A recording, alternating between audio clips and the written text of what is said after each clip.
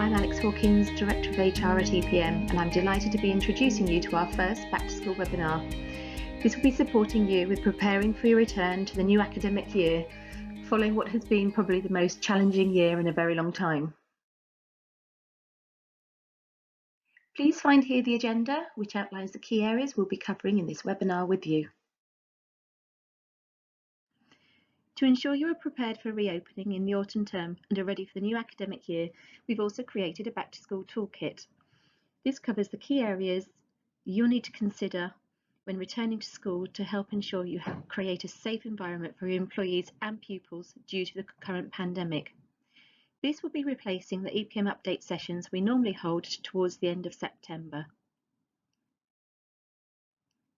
In addition to this webinar, our toolkit includes our Back to School action checklist, which will allow you to easily identify what actions you need to take at the start of this academic year. This covers all the topic areas we're discussing today, allowing you to easily identify the key priorities for the autumn term that you will need to consider.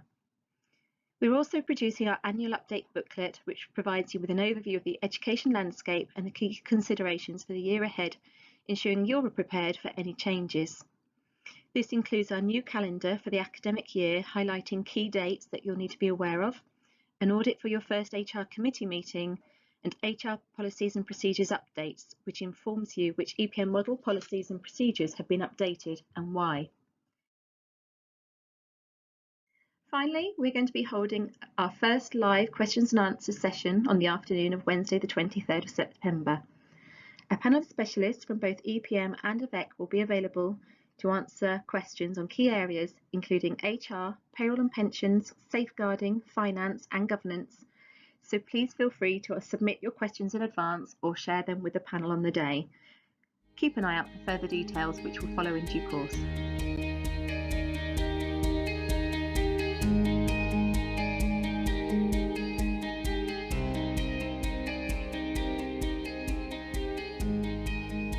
Hello everybody, my name's Elaine Hammond. I'm Assistant Director in the HR team at EPM.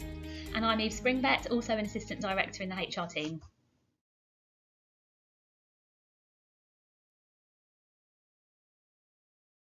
Okay, as you'd expect, EPM has created a coronavirus addendum to sit alongside the raft of policies that EPM have got for customers on the epm.co.uk website. This particular addendum is in place on the subject of coronavirus to prevent the need for you as customers having to change a plethora of policies on what may, we hope, be a time-limited situation. It makes it clear to your staff that we've taken into account coronavirus and therefore, where relevant, the policies will be adapted and amended as appropriate. Yeah, and to be clear, those amendments might not be significant to the policy or procedure that you put in place, but it is just to make clear that you've considered coronavirus and any particular implications of that. So it's really worth taking a look at that addendum and thinking about implementing that across your policy suite. And that is referenced in our action checklist as well, the actions that you may need to consider. Yeah, and whilst we're just talking about the action checklist, Steve, it's probably pertinent to say here that on the subject of coronavirus, EPM have actually produced hundreds of different frequently asked questions for customers, and there is also a slimmed down version for non-customers on our main website as well. Yeah, and that's a really useful document. That was produced live as we were moving through the pandemic and the implications of coronavirus, and there is a huge amount of information on there. There's a search functionality so that you can look through for particular areas that you may be interested in. So if you haven't seen that document, please do take the time to take a look at that as well. And if you think that there's anything missing in that frequently asked questions document, please do advise your HR advisor, and they can then link in with us to see if we can cover that aspect off. We'd like to think that we've covered most of the topical coronavirus areas anyway.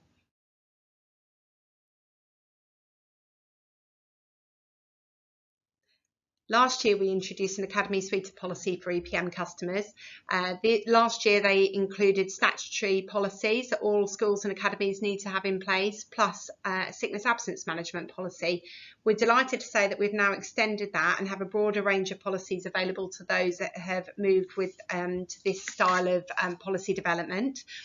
So just a reminder that this suite of policies is there to have slimmed down, shorter, more succinct policies with an overarching staffing policy statement, which covers all of the points that would ordinarily be in each and every policy. So, for example, the appeals process is in this overarching statement rather than in each and every policy. So it makes it a lot easier for updating an application. Yeah, and another benefit of this is that when you're consulting with trade unions over changes or adaptations to your policies, you don't need to consult on these particular points every single time or consider them every time you update a policy. So there are a number of benefits to using this. It also works well across multi-academy trusts because you're able to look at different tiers or different levels within the trust and who is able to do what within your policy statement. So well worth having a look if you haven't used that policy already. And you're right, Eve. Actually, I've been in what we call meetings with trade unions called joint consultative committee meetings, and we will always go over the same points each time you introduce a policy out for consultation, and it may be on that appeal process or how you escalate in the scheme of delegation. Or it could be something as small as how many days notice you have to give for a meeting or something like that. And once you've agreed that once, you don't need to go over the same argument every time. Even though you're then consulting on, say, the disciplinary policy again. So yes, I'd highly recommend you have a look at that. And just a reminder that this is available to non-customers, and should you be interested in that, please do approach us and we can obviously discuss terms for that.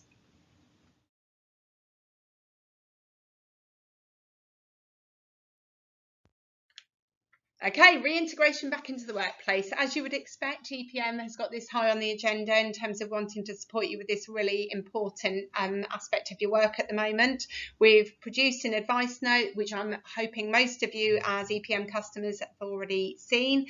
That's entitled The Wider School Reopening in the Autumn Term. It recognises the challenges that you've got, or have had and have got coming up.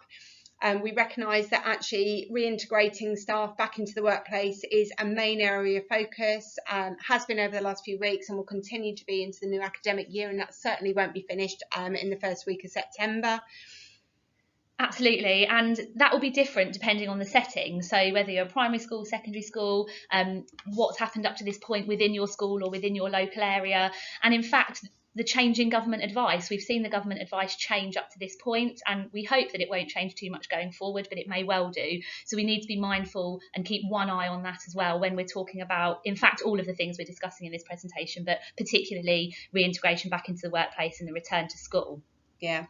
Yeah, okay, so pausing of shielding finished on the 1st of August 2020, quite a key date there. That is, unless the individual's in a local lockdown or there are individuals have been notified otherwise by the NHS and have received official notification that you could ask to see should they indicate that they fall into that category. We have seen some of those, haven't we, Elaine, across the schools that we support. Not too many, but we've seen a few, and the schools have requested, confirmation of that situation. So don't be afraid to do that. Yeah, okay, so many vulnerable employees have already returned in some capacity, and many more will obviously be returning in September, subject to what we've just spoken about. This includes the clinically vulnerable. Some people will still start to ask about home working. The government has said home working should continue where possible, but clearly, as with any flexible working request, you do need to be thinking about the impact that may have on your organisation delivery, teaching and learning, impact on colleagues. So don't be afraid to actually assess it as a standard flexible working request and look at those legitimate reasons for declining it should it have a negative impact. But please do, some schools have looked at it very creatively, and we've seen more individual roles or groups of employees being able to work from home very successfully. In terms of your risk assessments, so we need to be thinking about individual risk assessments being undertaken, but also the school-wide generic risk assessment for reopening. And I'm sure many of you have looked at these documents already and have a number of them in place for your particular individuals. However, it's really important to remember that they are live documents, so you need to keep them under constant review, as you would with any risk assessment, and make sure that you're discussing them with employees, particularly where you might have an employee who's concerned about their return, for example, and make sure that you're keeping those up to date. We do have some more information later in the slide from Southall's regarding exactly what you might include in a risk assessment or how you might approach risk assessments within the school.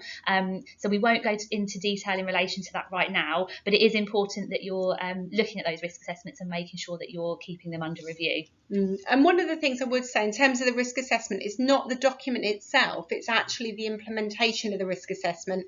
And some of the challenges that we've received from trade union representatives or individuals who are concerned about their return to work or how it's happening in the workplace are about them not being implemented in the way that it says in the risk assessment. So we have heard, for example, where bubbles have actually all joined together in a staff room, and that has concerned members of staff, and where leaders in some instances have seen those bubbles joining together and actually haven't been seen to be actually reminding staff about the appropriateness of the risk assessment and making sure that that is adhered to.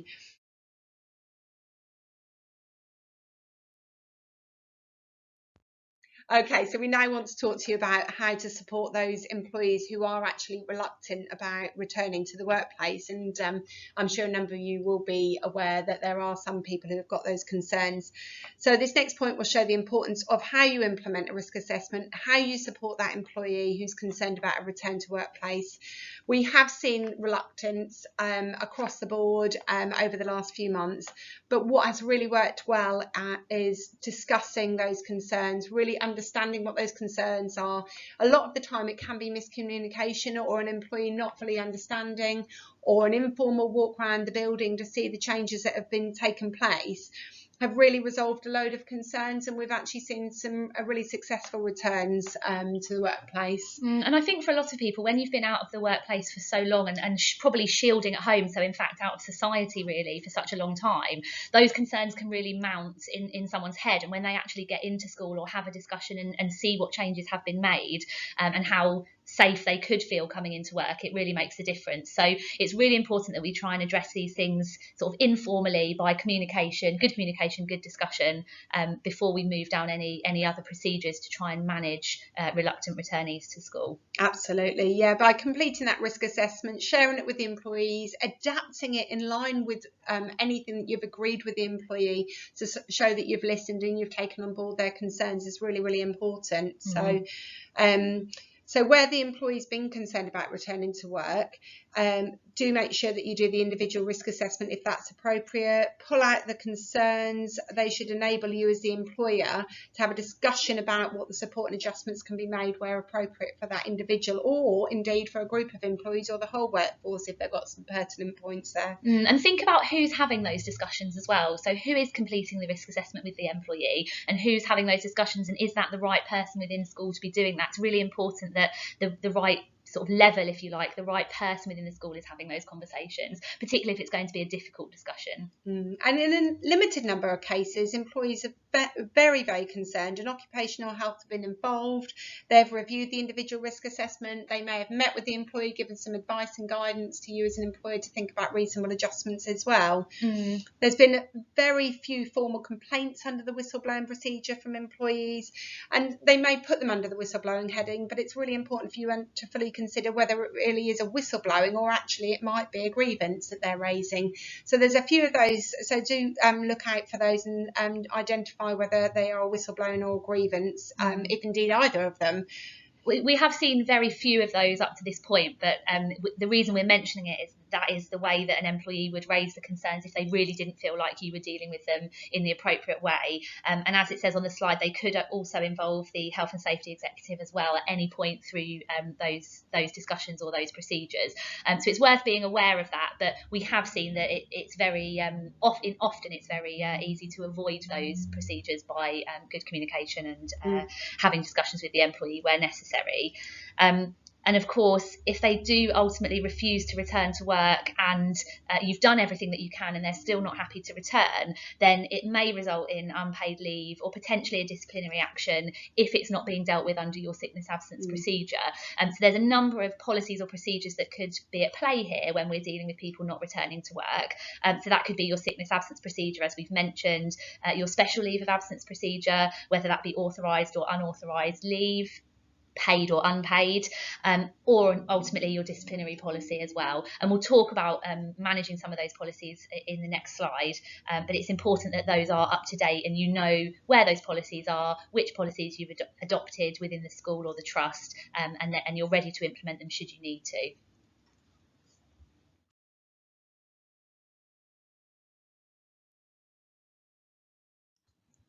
Okay, we're now going to talk to you about absences from work, specifically absences directly related to COVID-19. We'll talk through those who can't return to work or those who feel they're unable to return to work, and noting the distinct difference between the two. We're going to aim to give you some options to deal with managing those absences, because even though you've got lots of years of experience between you in terms of managing general absences from work, these are very different circumstances with different sets of government advice and guidance to consider at the same time. We're going to start with talking to you about quarantine and employees needing to make sure that they have a period of 14 days of self-isolation after some overseas foreign travel. This is clearly very topical at the moment and is a fast-moving area of discussion. We know that some countries are being taken off the UK air bridge list. For example, at the time of recording this, France have just been removed in terms of that, and some people have been caught unaware. And that's really difficult, Elaine, isn't it? Because actually you could have members of staff who booked a holiday without realising that they would need to quarantine because it wasn't the case at the time of booking, or in fact it might not have even been the case at the time that they went on holiday, and then all of a sudden they're caught quite far towards the end of the summer holidays, needing to quarantine, and therefore that quarantine may well run into the beginning of term. So very difficult circumstances for a lot of members of staff, particularly if they're unable to get back into the country before that period of quarantine is put in place. Oh, absolutely. And we are seeing that. I think most people will have seen that on the news, where people have just got in a matter of hours in terms of being able to return, and others who are now faced with a period of 14 days at home. We would strongly advise that you do read the EPM frequently asked question on this subject, which also links you to the Local Government Association. That's the LGA guidance. They produce some information on quarantine periods. And it does talk about whether, as Eve just said, whether somebody's actually been overseas, they booked it knowing that they'd have to have a period of quarantine, or that they didn't realise and they've been caught unawares. As you say, you've got a number of options in terms of dealing with these situations, and the main one you'll see if you read the advice from the LGA and ourselves is that you look at whether the individual could possibly work from home so that they're still able to undertake their role during the 14-day self-isolation period. And obviously that is a win-win for both parties given the difficult circumstances. Absolutely. It might also be that you can agree with them that they work those hours at a later date or at another time if that's suitable to the role. And of course we appreciate that not every role within school will allow you to do that, but there may be some areas that you can agree that they come in and do those hours at a different time. And again, that of course is a much easier way to deal with this for both parties, rather than looking at some kind of unpaid leave scenario, which is the other possibility, isn't it, Elaine? Yeah, it's really your worst case scenario, the unpaid leave situation, because obviously that does impact on that individual's financial situation. However, it may be that that is the only option available to you, or you may have to do a mixture of the unpaid leave and maybe the working from home / working later on in the term. It does very much depend on the role and the impact it has actually on your operational setting. And that's really important, because you shouldn't feel pushed into one set way of dealing with this. You may deal with different individuals in different ways because of the role they do or the circumstances surrounding their particular scenario, or you might actually agree to a mixture of approaches for one particular individual. As long as you've got a good rationale for doing that, and as long as you're applying your rationale consistently, then that's okay. And of course, this is something that we're going to see predominantly in the first couple of weeks of term, and then will probably tail off. But actually, it may well resurrect itself again as an issue following the October half term, and perhaps even periods of holiday further in the academic year. We'll have to see what happens. And you do need to make sure that you're setting a precedent in dealing with this now. So the way that you approach it and the different rationales that you apply in different circumstances is going to be something that you'll need to consider going forward. Absolutely, yeah. So that's the quarantine and dealing with that. And obviously, if you have any specific questions relating to that or any difficulties with particular individuals, then please don't hesitate to contact us. As with any of these circumstances, to get specific advice, we can certainly help with that. The second thing that we are looking at is employees living within local lockdown areas as we see these local lockdowns emerging, or in fact employees who live outside of a local lockdown area, but perhaps the workplace, the school, is within a lockdown area. So we could see a number of different scenarios surrounding this. It's difficult to discuss this now in too much detail, isn't it, Elaine? Because each individual local lockdown will have set circumstances and set parameters that you'll need to consider at the time. Everything we've seen so far indicates that key workers are in effect exempt from the lockdown, so they will be able to come into work regardless of the local lockdown rules, but we need to keep an eye on the individual circumstances. Yeah. And you may well see, it's worth noting, employees who are allowed to or able to come into work because they're a key worker, but perhaps they don't feel like they want to. I can see this particularly in scenarios where an employee lives outside of the lockdown area but has to travel into work within an area of local lockdown and a high number of COVID-19 cases perhaps, and they might not feel like that's a good idea for them to do, or they might not feel comfortable with doing that. And of course, you'll need to deal with that in accordance with your special leave of absence policy and agree with them or not, as the case may be, whether that's something that you can accommodate, which brings us quite nicely onto special leave of absence, because there could be a number of scenarios where you'll be looking to consider special leave of absence requests, not necessarily approve them because it might not be possible within your school, but it is something nonetheless that you need to consider, and we might see a number of requests that we haven't seen before, or for reasons that we haven't seen before. And I think, Elaine, you've got an example of this that's happened already in the summer term, haven't you? Yeah, there's been a number of examples, but one specific one that's come through a few times has been cleaners where they are very, very reluctant to return to work, in fact refusing to return to work despite a rigorous risk assessment process that's not just done in writing but obviously has engaged with these individuals to make sure they've sought to overcome their concerns, and then they've implemented it, reviewed that risk assessment. But despite all of those reasonable actions by the employer, those cleaners are reluctant to return to work and have said they won't come back. So the employer has agreed with them for a period of unpaid leave during this summer term, and that's gone down as obviously as a special leave of absence. They are very clear that that needs to be reviewed because that position is not tenable long term. Obviously some of these roles are very key roles to the operational running of a school or a trust, and therefore in this particular instance they are going to be reviewing it before the beginning of the autumn term, and to seek to reassure those individuals and to ask them to return to the workplace. So it's something you must continue to review and have set timeframes that you agree with them. And that's a really important takeaway point for the start of the new term, because you may well have arrangements. It might not necessarily be special leave of absence, but working arrangements that you've agreed with some of your members of staff that do need to be reviewed for the new term.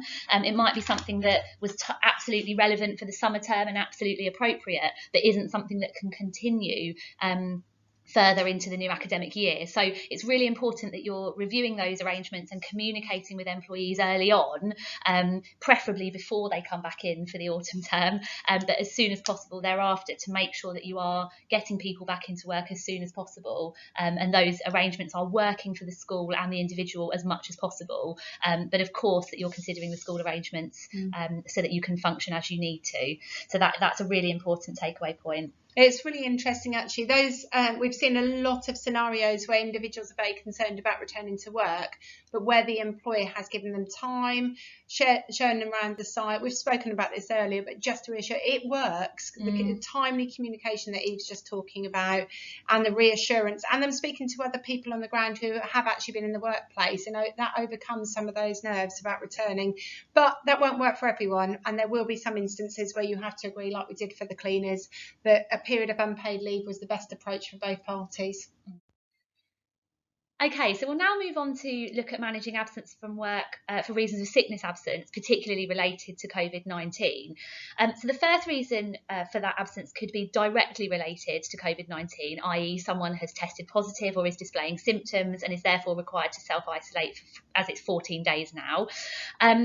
And of course, that has an implication on statutory sick pay that's paid. So you do need to make sure that you keep a separate record if that's the reason that someone is absent from work. And EPM payroll customers can record that on our portal, and we'll make the necessary arrangements for you. You also need to make sure that in relation to your sickness absence policy, you're not counting, or you're strongly encouraged not to count this leave towards any triggers that you might have in your policy. So we wouldn't expect you, for example, if you have a formal absence meeting after 10 days absence, as an example, you wouldn't be expected to be calling someone in for a formal sickness absence meeting because they've been self-isolating for 10 days. However, you do need to make sure that if that absence runs into a longer period of absence, or their absence is not directly related to COVID-19, so for example, they haven't tested positive or are displaying symptoms of the virus, then you would manage that under your sickness absence procedure, wouldn't you, Elaine? Absolutely, yes. So that could be, as we have on the slide, for reasons of stress or anxiety. It could be concerns related to their safety or coronavirus in the workplace, or it could be stress or anxiety at home as a result of COVID-19. So, for example, a relative is unwell with COVID-19, perhaps childcare issues, or I think we had an example, Elaine, didn't we, where someone was concerned about a household member who was clinically vulnerable. We've had lots of people who are not themselves extremely clinically vulnerable, but they have got maybe a severely disabled child who is on the list, or a parent, and clearly for those individuals they do have some stress and anxiety related to going back into a workplace that they're not necessarily seeing as the safest, particularly when they have been self-isolating with that household member. So, and many of these scenarios, the employees will present a GP fit note signing them off from work effectively and saying that they're not fit to come in, and therefore you are dealing with this as a sickness absence issue. It could be special leave of absence if they've requested some time off for a particular reason, but more often than not, particularly if it's related to stress or anxiety or concerns, they'll have a GP note alongside that, and that is then becomes really important to manage that in accordance with your sickness absence procedure. You need to be mindful, of course, of the reasons for their absence. It's unlikely that you're going to get someone into school for a formal meeting face-to-face if the reason for their absence is concerns about coming into school. So you might need to be flexible in terms of how you apply that procedure. So as we would normally, you might think about holding a meeting by telephone, by video link if the facilities are available, or communicating in writing perhaps if that's more appropriate. But as we always say with sickness absence issues, communication is key. And we have seen some successful returns already in the summer term, where we've been able to communicate and address the concerns about returning to work and get people back in successfully.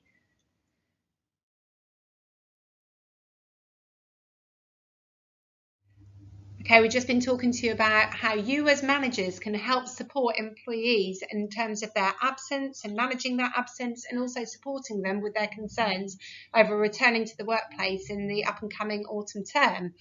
We'd now like to flip that from that reactive approach to a more proactive approach, and how the employees have a part to play in a successful return to work. So we've come up with a guidance document that you can provide to your employees so that they can think about the sorts of things they should do having been off work for a period of time. So, for example, they need to be engaging with individuals, making sure they're familiar with the necessary changes that have been made, how they can keep themselves and others safe. There's two versions of the document that we've produced that you can provide to employees. One is a generic version, and another is a customised version where you can actually add the support and changes that you've made in a particular school or as a trust. And when we talk about wellbeing, it is always really important that we make sure that we look at the employer's responsibilities and the employee's responsibilities. So as Elaine says, this just encourages employees to take some responsibility themselves. Even if that just be raising concerns with you when they have them, if they feel something in the school isn't working as it should or isn't keeping people safe as it should, that they are raising that in the appropriate way, and that you're dealing with that once they've done so. So it is a really useful document, just reminding the employees what they need to do. So that's available. The action checklist points you to where you can access that if you want to. It's also important that we just have a quick think about occupational health and employee assistance programs as well. So of course you may be referring employees to occupational health where that's necessary to receive some advice about returning to work and supporting them, and also using an employee assistance program if that's relevant. And if you don't have that in place, or if you'd like some more information about occupational health or employee assistance programs, please do get in touch with us. We can put you in touch with Medigold Health, who are able to help with that as well. Okay, so that brings us to the end really, where we're talking about supporting employees back into the school environment. And I'm sure you're actually very familiar with the fact that it's really important that we get everyone into the mindset about a return to work and support them for a successful return, noting that schools are opening up wider to more and more children, and therefore you need more staff back in the workplace. Up till now, we are very aware that some employers have encourage staff to return, but there have been some people have actually staffed their schools for the smaller number of students on site via volunteers. That's not going to be possible in the majority of the situation, so we hope that we've given you some food for thought on how you can actually encourage the majority, if not all of your staff, to be in the workplace and to feel safe and looked after, as you'd expect any employer with their duty of care towards employees. And as we always say, if you have any specific queries or concerns, or any specific cases that you'd like to talk through, please don't hesitate to contact your HR contact in the office. We'd be more than happy to support you with that and to discuss the different ways that you might manage some of these more tricky circumstances that we actually haven't seen before.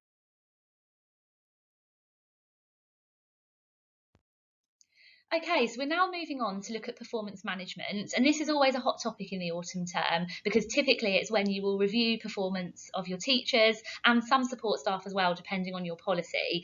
And it's really important that regardless of the situation that we find ourselves in and the arrangements that were in place last term with partial school closures and alternative working arrangements as a result of coronavirus, that we do continue to assess performance and run our performance management processes in the autumn term in accordance with your policies and procedures, and also in accordance with the School Teachers Pay and Conditions document where you follow that.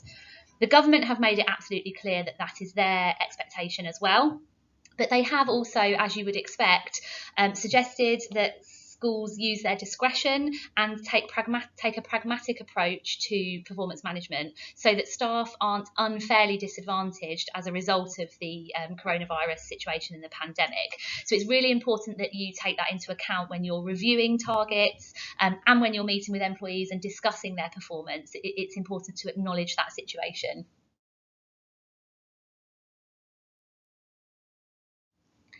We have seen some challenges to this approach from some trade union representatives in certain areas, particularly in relation to teachers' performance management. And I think, Elaine, you were in a meeting, weren't you, where this was directly challenged? Yeah, I've had a couple of meetings and email challenges, I'd say, where the trade union colleagues were suggesting that the performance management cycle at this time of the year, given the COVID-19 situation, could increase stress and anxiety for certain individuals and their members.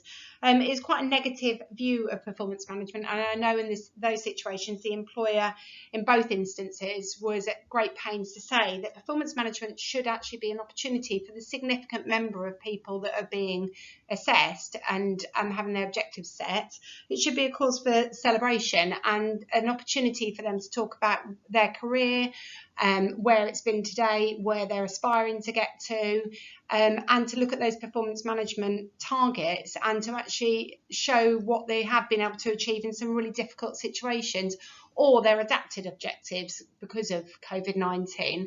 So I think that's the stance most employers are taking, that it's a very important part of the relationship between the employer and employee. Yeah, absolutely. I think it's really important that those discussions take place, and actually that we're not afraid to acknowledge the difficult circumstances that people have been working in. And as Elaine says, perhaps review those objectives and review how you assess those objectives as a result of the circumstances.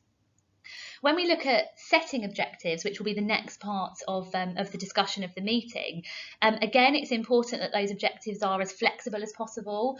So you're taking into account that there may well be curveballs in our next academic year that change people's circumstances and the way that they're able to work.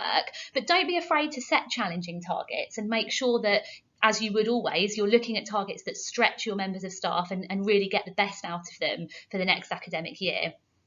We have been discussing here at EPM how more than ever the mid-year review is going to be so important in making sure that we review the objectives and make sure that they're appropriate given any changes that happen throughout the academic year. So I would make it abundantly clear to your members of staff that you will be doing that and that you will be keeping objectives under review, because I can see how some staff may be concerned about that. But ultimately, that objective setting process is going to be ever important in your performance management cycle. Yeah. We also need to talk quickly about the impact on pay and pay decisions, because for teachers, those two things will be linked, won't they, Elaine? Yeah. And it's important that you continue to make those decisions in line with your policy. As we've said, though, being flexible with the circumstances that we've seen in the last academic year. So please don't be afraid to continue to do that in the way that you would. Yeah, and we will, later on in this presentation, our colleague Bev Priest, who's Head of Payroll, will be joining us, and she will be talking through about teachers' pay and also about support staff pay, given that obviously they have not been determined as yet in terms of formally notified by the government. So we'll talk about how we can pragmatically support you with those pay decisions and getting them through to the payroll as Absolutely. well. If you're an EPM payroll customer, that is.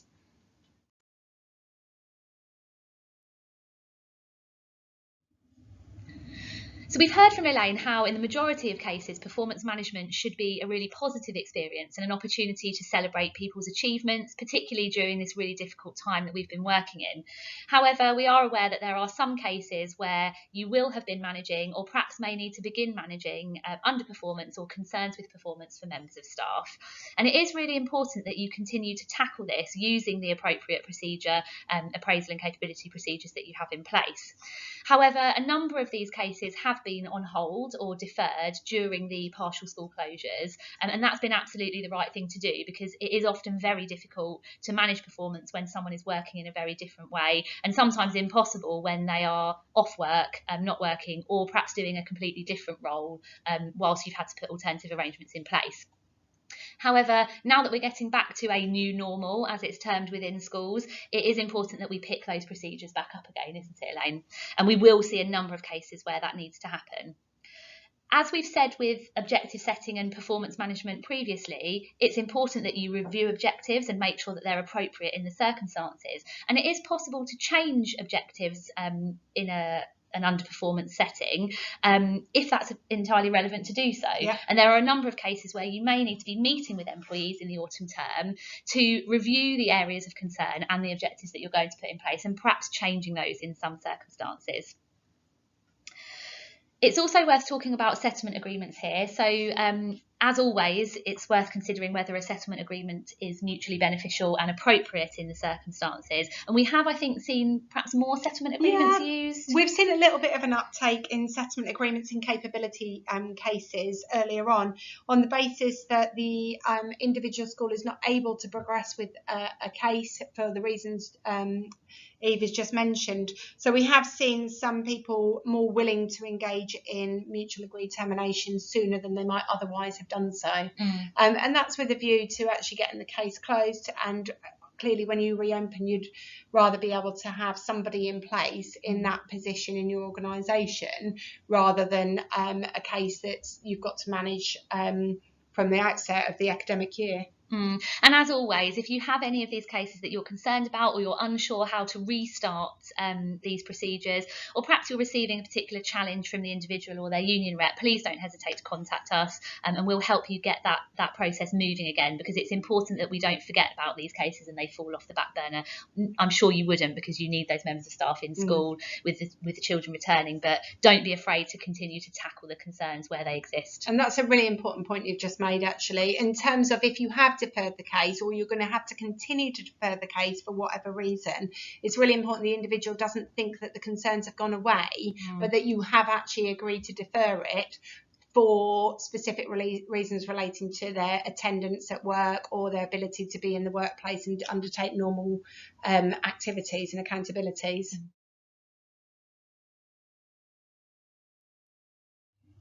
Okay, we've just been hearing from Eve that capability reviews have been put on hold, and such deferments have been taking place in a lot of HR casework that we deal with, including organisational change. We generally have quite a lot of organisational change underway with our customers in the summer term. Most of them actually have been put on hold until the autumn term, and so we are expecting an increase in the autumn term over and above what we would generally be doing at this time of year. And it may well be that some of those plans are actually being reconsidered. So rather than just resurrecting the plans that were in place before, or the changes that were planned, schools are actually reconsidering what those changes might be.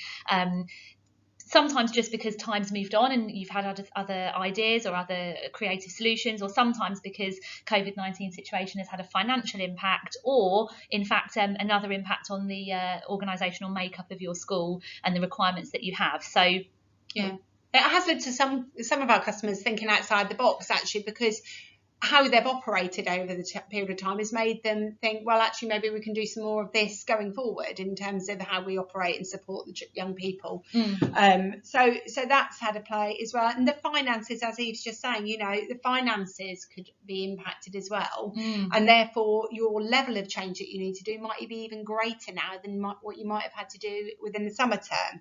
So what we are urging you to do is to seek early advice and support from EPM. If you've got a deferred case, we know some of them, we've got them logged and we know to pick up the phone, but please, as soon as you're able to, if you're listening to this in the summer holidays, we're here, we're able and very willing to talk to you about getting the preparation work done, so that we're able to launch a meaningful consultation in the autumn term as soon as is reasonably practicable given the circumstances. And that meaningful consultation is what's written in law in terms of redundancy. So I think that's why the deferments have not been able to take place, because the staff have not been in the workplace and have not been able to engage in processes in the same way. Some have, some haven't. Depends upon who's unwell, who's caring, who's working part-time or reduced hours, etc.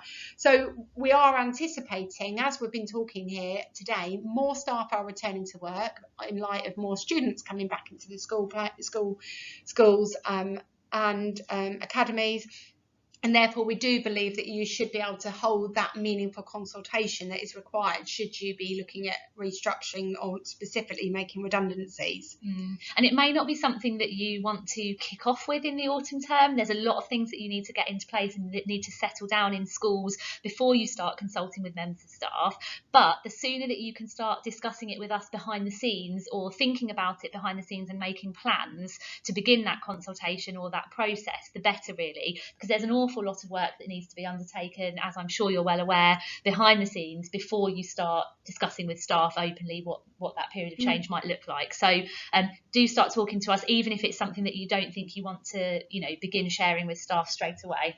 Yeah, and just bear in mind that you might have some genuine fixed term contracts that we can look at. Some people think that you can't draw them to a close early, or that you need to extend them, and they are situations where we can look at those, and it may be that we can end genuine fixed term contracts to prevent the need to make reductions for permanent staff. Absolutely. And there's also a note on the slides, as you'll see, about flexible working, because again, the new normal, the arrangements that we've had in place throughout the lockdown period, and some of the more creative ways of implementing flexible working that we've discussed in the presentation already, have really made people rethink the organisational change programmes that they're undertaking. So it's worth thinking about whether flexible working, home working, and different ways of organising work is something that could work going forward, and you can build those into your organisational change plans, or even into your 5-year plan for structure within the school or trust. Yeah, and I know we talk about this generally in our updates, but when we talk about organisational change, and Eve's just alluded to it about the 5-year plan, we always recommend that you do have a shadow staffing structure that you're working towards. In light of COVID and all the things we've just been saying, you may want to be looking at your shadow structure, reviewing it, so that if you do get an opportunity because someone resigns, then you are in a position to know what your structure that you're aiming towards going forward.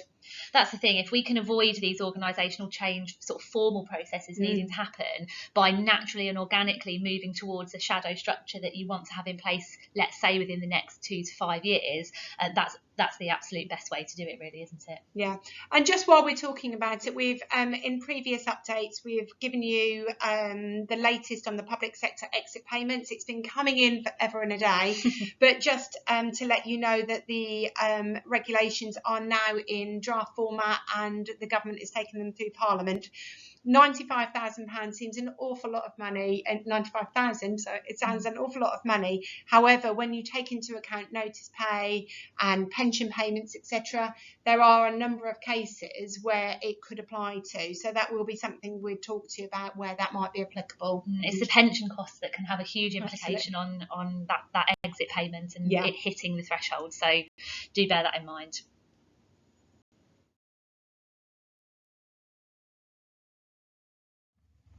Right, so we're now going to talk about Brexit. At one point, our updates were full of Brexit, but this is our one and only side on Brexit from the HR side of things. And we really particularly want to talk to you about the points-based immigration system, because it really does have some impact on your recruitment decisions and systems and processes that you put in place. So the EU exit arrangements and the transition come to an end on the 31st of December 2020. And this points-based system will come in on the 1st of January 2021. Yeah, and this means that free movement will end for EU citizens between the EU and the UK. So this doesn't apply to people who are already working in the UK from the EU. They can apply for the settlement scheme and should already be well aware of that and the steps they need to take in order to apply for that. However, from January 2021, if you wish to employ an EU worker into a role in your school, you will need to sponsor them under the Tier 2 or Tier 5 system to come and work in the UK. The key takeaway for this is that if you're not already a licensed sponsor and you do wish to recruit people from the EU into your school, then you need to apply to become an approved Home Office licensed sponsor. And that process can take up to 8 weeks or even longer in some cases. So this is something that you really need to start thinking about in the autumn term, ready for January 2021, if that's something that you want to be able to do. There are a lot of steps that you need to take to actually sponsor someone once you're a licensed sponsor, and we will be issuing more guidance on this, because although it's a similar process to sponsoring someone from overseas outside of the EU currently, it's not exactly the same. So we'll be issuing some guidance on how you might do that moving forward. But for now, if you think that you want to employ workers from outside the UK but from the EU after January 2021, then you need to think about becoming a licensed sponsor. It's also worth noting that safer recruitment obviously continues to be the most important thing, and the guidance in relation to keeping children safe in education and overseas checks still applies. So none of that changes as part of this process, and you need to be mindful of that.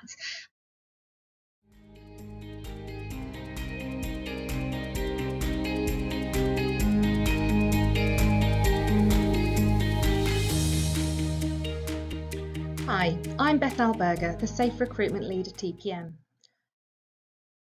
Over the last few months, we have seen schools dealing with safe recruitment in new and innovative ways, and with the ever-changing government advice, we need to continue to be flexible with our recruitment strategies. We must always adhere to government advice and any specific regional advice. At the moment, this allows for increased options when carrying out ID checking, such as viewing ID documents via video link, and these will continue to be reviewed as we move forward. However, anybody who was recruited using this method should now ensure that you ask the employee to bring in their original documents on the first day back in school, so that you can verify, copy and retain the ID documents for your personnel files. We now move on to keeping children safe in education, also known as KITSE. The new document is due to come into force on the 1st of September 2020. Therefore, from now until this date, you should continue to refer to the 2019 document. To allow schools to focus on responding to the COVID-19 pandemic, the KITSE consultation, which was suspended on the 31st of March 2020, has been withdrawn permanently. Therefore, changes to the new document are minimal. The Department for Education made changes in 3 circumstances. Firstly, where legislation has required it, for example, reflecting mandatory relationship education, relationship and sex education, and health education from September 2020. Secondly, where they have helpful additional information that will support schools and colleges protect their children, for example, with mental health, domestic abuse, child and criminal and sexual exploitation and county lines. Finally, they have provided clarity which helps schools to better understand and follow their guidance. For the start of the autumn term, you will need to ensure that all employees have received Part 1 of KITSE 2020, and some schools may feel a declaration is suitable to record this. You should also ensure that any policy that refers to KITSE is using the most up-to-date version.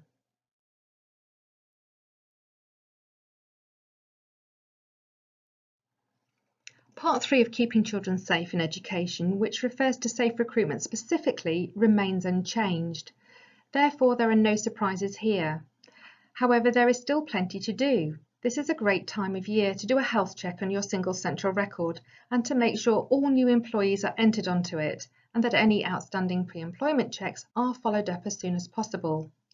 You should also ensure that any leavers are archived to a tab on your single central record.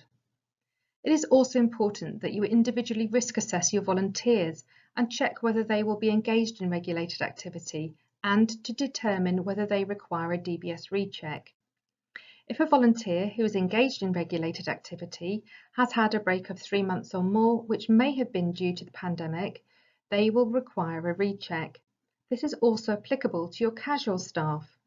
If someone is registered with the DBS update service, this negates the requirement for a recheck, as you're able to check their DBS status with their permission.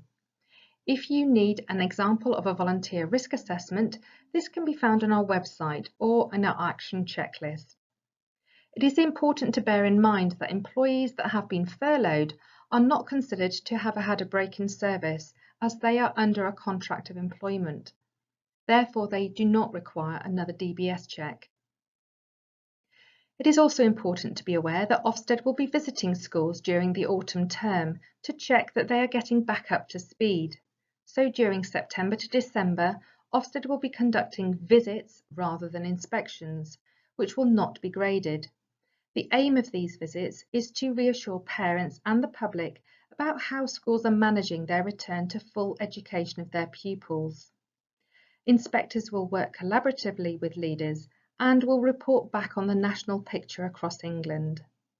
The visits will be piloted with volunteer schools from September, with a full inspections due to commence from January 2021. However, this date will be kept under review. To ensure you are Ofsted ready, now is a good time to review your recruitment panel members and assess whether they have received the appropriate training. Due to natural staff turnover, you may find that some of your trained team have now left. Please be aware that one person on every recruitment panel needs to have received the appropriate safe recruitment training, and that this needs to cover the whole of keeping children safe in education as a minimum. If you require safe recruitment training, please get in touch with us, as we can provide either face-to-face or online training. Alternatively, if you need a refresher, we can provide a refresher webinar. We can also support your safe recruitment practices with our safe recruitment audit, where we will undertake a full review of your checks and processes and provide you with a comprehensive report containing expert and clear advice and guidance and recommended actions on how to improve your compliance to meet your safe recruitment obligations. We also provide a leading disclosure and barring service and a safe recruitment admin workshop. If you want to find out more, just speak to your EPM team here or email us at consultancy@epm.co.uk.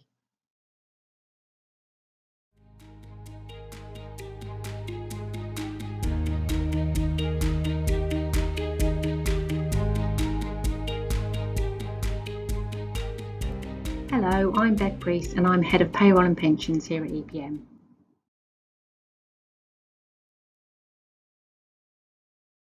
At the end of July, the government accepted the recommendations from the School Teachers Review Body in relation to pay ranges and salaries for teachers, the uplift representing a 3.1% increase in overall pay bill.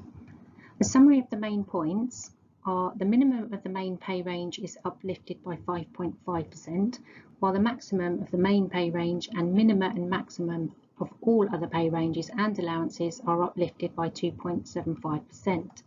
There is also the introduction of advisory pay points on main and upper pay ranges, but only the provision of the minima and maxima values for unqualified teachers, leadership and leading practitioner pay ranges. Now, this is relevant to all schools, academies and trusts who pay in accordance with the School Teachers Pay and Conditions document. Governors and trustees have discretion over how to apply the award, providing that minimum and maximum values of the pay spine to be applied fall within the published minima and maxima.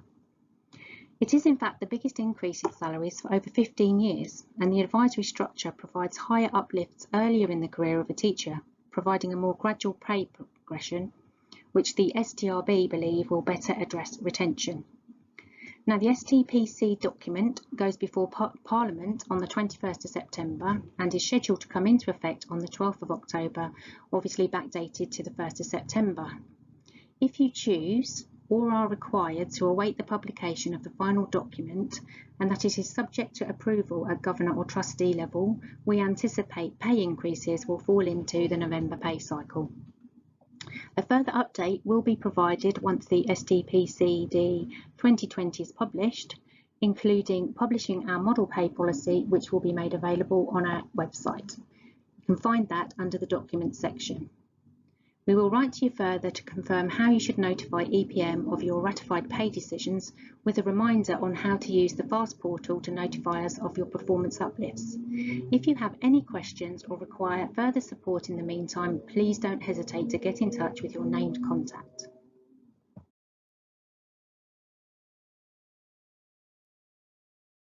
Now on to confirmation of the support staff pay awards, which is still pending. The latest in terms of national pay negotiations is an offer of 2.75% on all points of the national pay spine in relation to the Green Book, plus an additional 1 day's leave. This would increase the minimum annual leave from 21 to 22 days per year, plus bank holidays. This year's pay round will now not be concluded until all three unions, that's Unison, Unite and GMB, reach a joint view on whether to accept the employer's final offer. Unison and GMB closed at the end of July, with 76 of GMB members voting to accept the local government pay offer. Unite is expected anytime soon. All trade unions with members affected will be meeting once all ballots close to discuss next steps, and any offer that is accepted will be backdated to the 1st of April 2020. A further update will be provided once we know more, and will include details on how you should notify EPM. As always, if you have any questions or need any support, then please get in touch with one of your named contacts. It is worth noting that when advising EPM of pay award decisions for either teachers or support staff, then consideration will need to be given for any staff who were furloughed. In the Treasury direction, furlough pay is defined very specifically as 80% of the pre-19th March 20 pay, or average and over prior year equivalent period to 1920, if those were a non-fixed rate employee. It is therefore not subject to increases or back pay, but of course you could decide to make a more generous view and provide for back pay if you so wish.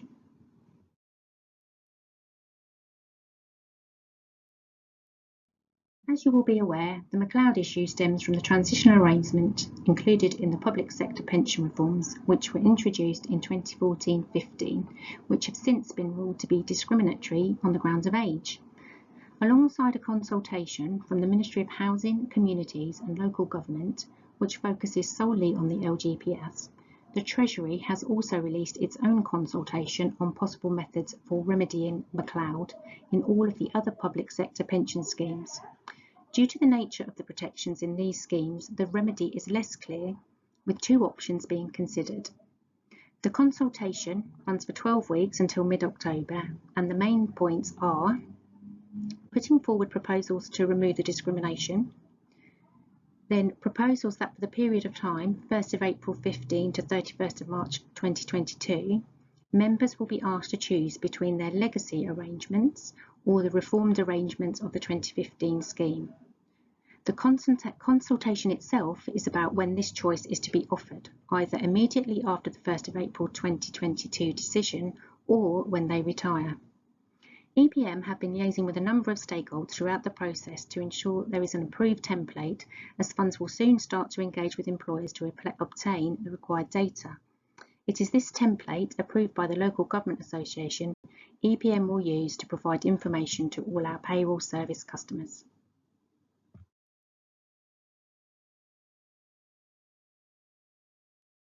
We have already touched on considerations for furloughed staff when applying pay awards, so as we are now in August, just a quick reminder on bank holidays where they are included in an employee's holiday entitlement under their contract. As the employer, you should either pay the employee in full if it falls during the period of furlough, or allow them to take a day's annual leave at a later date. Where a furloughed employee is not entitled to have bank holidays off under their contract, the August bank holiday will not affect their pay during their furlough or their annual leave entitlement. More details can be found on our advice note, Coronavirus Job Retention Scheme Update, on the EPM website. Now, as you'll be aware, from the 1st of August there are changes coming to the Coronavirus Job Retention Scheme as the levels of grants reduce. From the beginning of August, employers will no longer be able to claim for employers' national insurance or pension contributions for any furloughed staff, but you can still claim the lower of 80% or £2,500 for salaries. From the 1st of September, this is reducing to the lower of £2,187.50 or 70%, then the lower of 60% or £1,875 in October. The scheme then closes on the 31st of October. Now you can continue to choose to top up employees' wages above the 80% total and up to the 2,500 cap for the hours not worked, but this will be at your own expense and cannot be reclaimed through the scheme. Any hours worked under flexible furlough will need to be paid. More information on flexible furlough can be found on our advice note, Coronavirus Flexible Furlough Scheme and Changes to Claiming under the Coronavirus Job Retention Scheme, also available on the EPM website. This also includes how to record on the EPM portal. It is now possible to correct overclaims by amending subsequent claims. The online process now asks if you need to reduce the claim you are making to account for a previous error. The amount of the claim you make will then be reduced accordingly. If you have underclaimed, this can't be corrected online. You will need to contact HMRC. In both circumstances, I would recommend using the web chat facility in the first instance. The job retention bonus has also been launched recently and allows employers to claim a one-off payment of £1,000 for any employee they have previously received a grant for under the Coronavirus Job Retention Scheme and who remains continuously employed through to the end of January 2021. To be eligible, the employee must have received earnings in November, December and January and have been paid an average of at least £520 per month, a total of at least £1,560 across the 3 months. The bonus can be claimed after the PAYE information has been filed for January 21 and the bonus will be paid from February 2021. Now on to statutory sick pay. On the 6th of July, the statutory sick pay coronavirus suspension of waiting days and general amendment regulations came into force. The regulations provide that a person who needs to self-isolate due to a member of their support bubble having symptoms of COVID-19, they would be eligible for statutory sick pay. During the coronavirus outbreak, the government defines some people as clinically extremely vulnerable because they were deemed to be at increased risk of severe illness from the virus. From the 1st of August 2020, it was confirmed those workers could return to work, providing that their workplace was COVID secure. As a result, they will no longer be entitled to statutory sick pay. However, it is worth noting that although nationally payment of SSP is paused rather than stopped completely, The Department for Work and Pensions have confirmed that shielding is still grounds for payment in areas in which local lockdown is being imposed. Absence due to COVID should be recorded under general illness on the EPM portal, then using subcategory COVID-19. The subcategory shielding should only be used if the circumstances previously mentioned are relevant. For further information, including how to record absence on the EPM portal, please see our Advice Note Coronavirus Statutory Sick Pay SSP Guidance.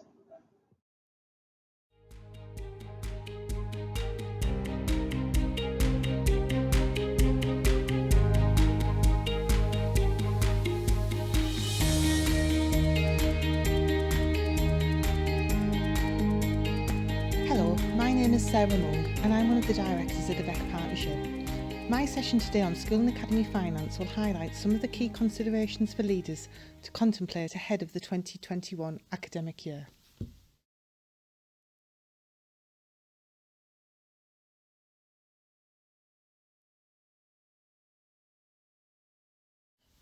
So, some of the key financial considerations for the academic year ahead. The government made a number of announcements at the end of the summer term on pay, pension and funding changes that mean that schools and academies should now consider reviewing their medium-term financial plan to ensure that they reflect the most recent guidance on areas such as pay, pension and various other grants. The government was able to confirm that the Teachers' Pay Grant will continue for maintained schools to 31st of March 2021 and 31st of August 2021 for academies. That the Teachers' Pension Grant is now confirmed to 31st of March 2023. That the PE and Sport Premium Grant is also confirmed to 31st of August 2021. And of course, we have the one-off COVID catch-up funding £1 billion package that was announced to tackle the impact of lost teacher time. This is a one-off grant for the academic year 2021, and head teachers could decide how the funding is spent, but with an expectation that it will be targeted at small group tuition. Medium-term financial plans should also be updated for any pupil number changes to ensure that forward planning is as accurate as possible. A number of our clients have found that our external health check of financial plans can be really helpful in providing reassurance on underlying budget assumptions and quality assurance that financial planning is robust. In terms of assessing the financial impact of COVID, integrated curriculum financial planning continues to be the tool promoted by the Department for Education to underpin budget setting, but of course schools are having to operate in quite unique and dynamic circumstances as they plan their staffing, their class sizes, etc. for both the current academic year and for the 21-22 academic year. One of the key questions that we often ask of clients is how will the curriculum differ going forward on the short, medium and long-term basis, and how do we need to prioritise resources to support this? Some of the issues over the medium to longer term continue in terms of the uncertainty around future funding and pay awards beyond that which have already been announced. We're also seeing an increased requirement for IT, hardware, software and technical support as both staff and pupils continue to work remotely to a degree. Impact of staff shielding and staff being absent, increased cleaning and operational costs, alongside a loss of income for before and after school clubs, sports facilities, etc. have all impacted. Another key area that we've seen become an issue for schools is a delay in terms of key areas of procurement due to the time pressure that schools are under during the summer term. It's really crucial that this is revisited to avoid any compliance issues and schools falling foul of those. There will be, of course, the longer term impact on public sector funding going forward, and that uncertainty remains for now. For those of you in Academy Trusts, in June you'll know that the DfE released changes to the Academy's financial handbook. It's really critical that your Academy Trust reviews those changes and produces a report for your board that sets out how your trust complies with the changes, as well as any actions that you may need to take to ensure compliance. For those of you in the maintained school sector, over the summer, on the 5th of August, the DfE published changes to the statutory guidance relating to the schemes for financing of LA maintained schools. The changes will take practical effect from the 1st of April 2021. Local authority schemes for financing schools will need to contain the requirement for all maintained schools to produce and submit a 3-year budget plan each year. The submission date will continue to to be determined by the local authority and will be sometime between the 1st of May and 30th of June each year. Any school which predicts a revenue deficit of over 5% as at 31st of March each year will be required to submit a recovery plan to the local authority. It's vital that maintained schools are well supported in the production of a robust, accurate and multi-year budget forecast, incorporating where required achievable recovery plans.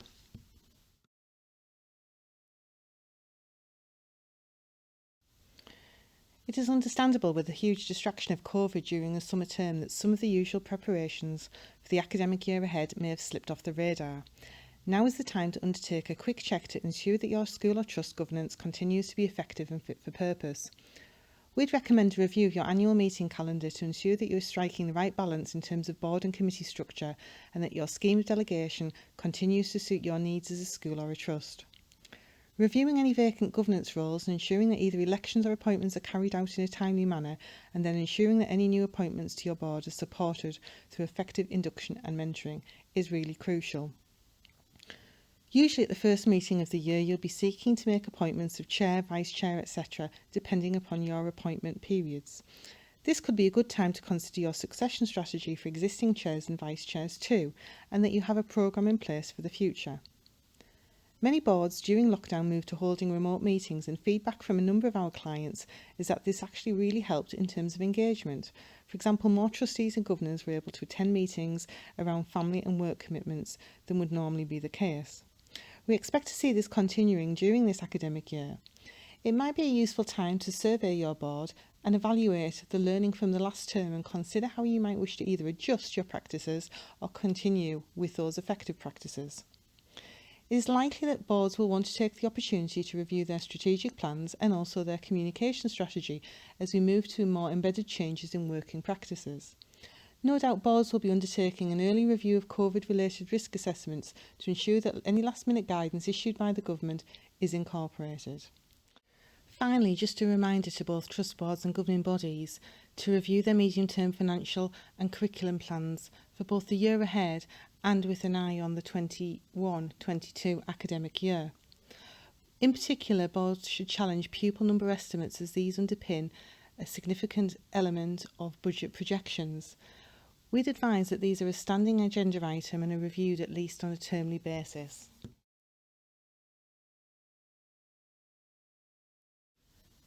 Just a reminder for Academy Trust Boards that the 2021 Academy's Financial Handbook has a number of new requirements, not least in terms of your own responsibilities.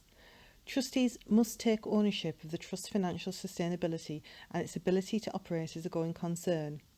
This is about continuing to raise the profile of the need for trustees to be effective in managing the financial performance of the Trust and ensuring that the Trust maintains a reasonable level of reserves. Members must remain informed about Trust business so that they can be assured that the Board is exercising effective governance. This must include providing the members with the Trust's audited annual report and accounts. This, of course, should be happening anyway in terms of the annual report and accounts, but an interesting new emphasis on making sure that members are kept abreast of the business of the Trust so that they can effectively hold the Board to account for the Trust's performance. Trusts must appoint a clerk to the Board who is someone other than a trustee, principal or chief executive of the Trust. Again, what we might expect to be common practice is now being stated very clearly, and there is a need to ensure that the clerk is appropriately skilled and qualified. Finally, trusts must keep their register of interests up to date. This is critical, particularly in ensuring the appropriate management of related party transactions and conflicts of interest.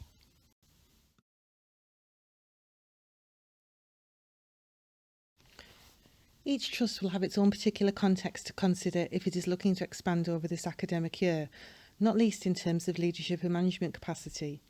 A number of our clients have been very keen to maintain the momentum regarding their own growth plans. Many have offered support and capacity to the schools not yet in their trust, and this has been enormously helpful in building relationships and demonstrating the impact that being part of a trust can have. Working with our clients, we've been very mindful in terms of how we conduct consultation for academy conversion, TUPE processes, etc., while schools are dealing with a range of other issues. Schools have welcomed the additional capacity we've brought to the process and that we've been able to help them adapt to these new arrangements. Do get in contact with us if it would be helpful to chat through your plans and perhaps some ideas of approaches that you may wish to consider. Last academic year continued to see us support a significant increase in Academy Trust mergers, and whilst there are some similarities with the conversion process, much of this work is very different to reflect the complexity of closing and transferring an Academy Trust. We are also seeing the rapid expansion of trusts, particularly in the Catholic sector, but also increasingly in the Church of England sector. Supporting this rapid expansion requires significant expertise and capacity in order to support the number of schools joining the particular trust.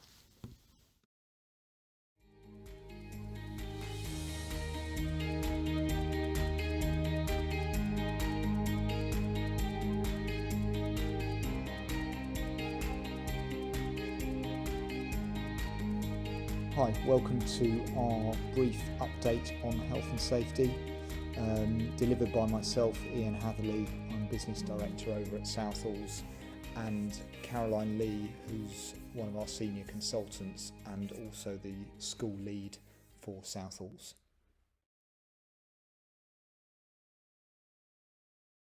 For those of you who don't know us, Southalls have been working in education for well over 10 years. Predominantly ex-enforcement officers. We've got a sort of no-nonsense, realistic approach to health and safety. We very much try and help our clients come to practical solutions, which means ultimately in the education sector, teaching can be at the forefront and health and safety plays its role within the background to keep staff and pupils safe. We own Safety Cloud, which is our health and safety management software, and we're really proud to have never lost a school client. And for about a year and a half now, we've been part of the same group as EPM, hence our partnership on this level. Briefly, in terms of what we do, we've been doing a lot of COVID work, as you can imagine. We will act as competent person for our education sector clients.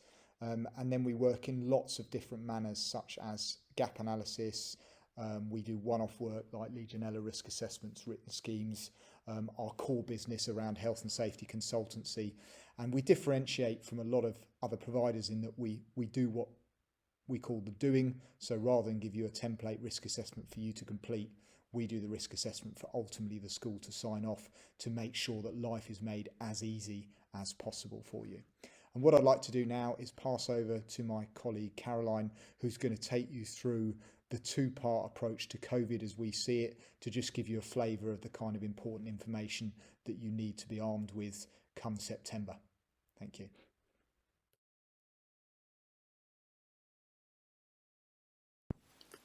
Ensuring schools can operate safely is critical in order to protect employees, pupils and visitors. At the present time, schools are being asked to make preparations to welcome back all children in September and to offer them all a full and varied educational experience. This means that judgments have to be made about how to minimise the risk from coronavirus within schools by balancing stringent control measures against the requirement to deliver this full educational experience.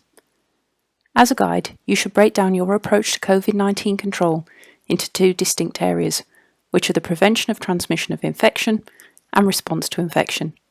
There are a number of preventative blocks that can be put in place to prevent the virus from travelling from infected individuals to the wider community. These control measures should be clearly documented in your site's COVID-19 risk assessment, which must be regularly reviewed to ensure that it reflects practices on site.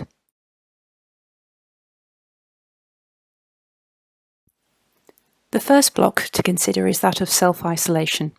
Ensure that your school community, including parents, carers, pupils, staff members including admin support, maintenance and landscape personnel, and visitors all know about the symptoms of COVID-19 and know not to attend your school site if they exhibit symptoms and to subsequently self-isolate at home. Following on from this first block, within your school you should seek to prevent infection by having stringent hand hygiene, respiratory hygiene and cleaning practices in place. Examples of controls that we have seen employed so far have been the use of hand-washing troughs with knee-operated taps, allowing quick passage of large numbers of pupils onto the school premises at the start of the day, and the creation of hand-cleaning stations around the school premises, equipped with hand sanitising gels or foams. You should also think about the ready supply of cleaning materials to members of staff and training on their use. Be aware that sanitisers, which are a combination of detergent and disinfectant, will have a contact time in order to be effective. The other thing to consider is how you will ensure that you have enough resources for all pupils. Shared equipment should be cleaned thoroughly after use, or it should be set aside for a period of up to 72 hours if plastic, 48 hours otherwise, before being used again. The most difficult block to put in place is that of social distancing and minimisation of contacts. You must decide how you are going to socially distance on your site, so don't forget to think about the separation of teaching staff from pupils, or how you are going to employ the use of distinct bubbles. If you decide to use bubbles, make sure that you stick to these groupings. There should not be mixing of bubbles, so this may mean the delivery of certain subjects such as science, DT, PE and IT may have to change.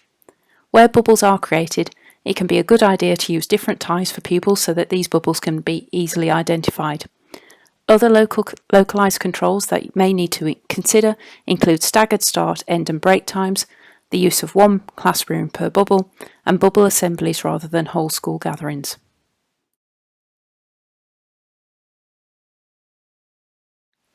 Having all these roadblocks in place should significantly reduce the risk of transmission. However, if you still get individual cases of COVID-19 or even an outbreak, there is a second area of COVID control known as response to infection. Prepare your response procedures so that you know how to contact your local health protection team, know how to book tests, and be prepared to advise on self-isolation. Your risk assessment and associated controls, clearly structured around preventative measures, will be taken into account and will help to prevent whole school closures if you can demonstrate good control around hygiene, social distancing and cleaning. Thank you for your time. Please don't hesitate to get in touch if you have any questions.